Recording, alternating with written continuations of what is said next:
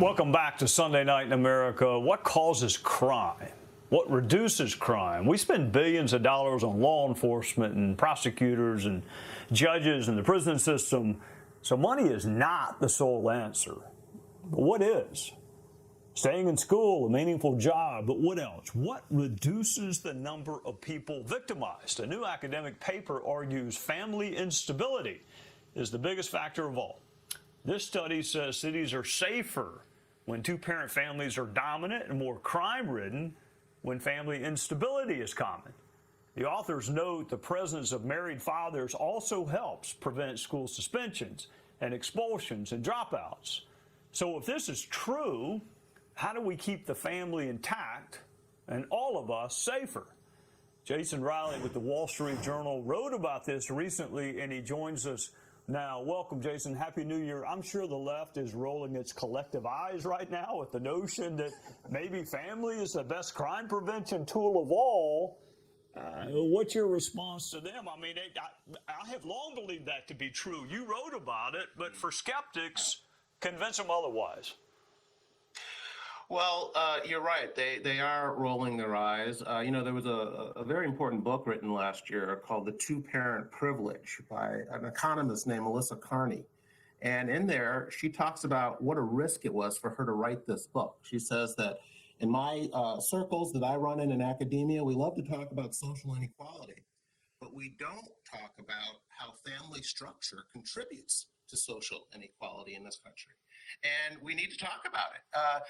I think the bigger problem here is fatherlessness. It is one of the true root causes of this. We know that the correlation between a child coming from a fatherless home and ending up in prison or on drugs or a single parent himself are more strongly correlated with whether that child came from a fatherless home than it is with race, than it is with ethnicity, than it is from poverty and income level.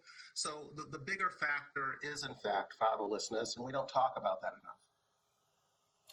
You know, you start your column, which I encourage everyone to read, with a statistic that I have long cited about poverty, which is the best way to avoid poverty is to finish high school, get a job, and wait until you're married to have children. It's simple, it's boring, it is mocked by some of our friends on the left as too simple-minded, and yet it is true. Is it not? I mean, I assume that's why you started your column with it. It's a powerful... It's absolutely true, Trey, and it's something that there have been in the past sort of campaigns, public campaigns to encourage. In New York City, some years back, they were putting up billboards under Mayor Bloomberg on subways and trains and buses and so forth.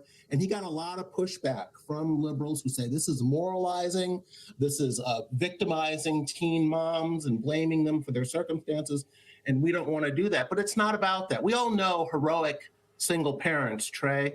Some of us are related to them even. They do a great job, but we know that the statistics tell us that they have their work cut out. That is the harder way to go. And our goal here is to encourage kids to make the right decisions going forward so they don't end up in this situation. It's not about moralizing and blaming people. You know, Jason, you cannot be more... I want fewer people in prison because that means fewer victims, and it means really fewer lives lost. And I got to tell you, I prosecuted a lot of people in my old job. I had a lot of moms show up for sentencing. Good people. They loved their sons. But I saw very few fathers come to court. We only had a little bit of time. What is the causes of a father that keeps sons in the criminal justice system? What would you put your finger on as to why? Oh my goodness, they're role models. They're simply role models. They teach their sons how to behave, how to carry themselves, how to treat women. And that is what fathers have done throughout civilization. It's about fewer victims and keeping young men out of the criminal justice system. Jason Riley, thank you so much. Happy New Year. Thank you for joining us on a Sunday night. Happy New Year.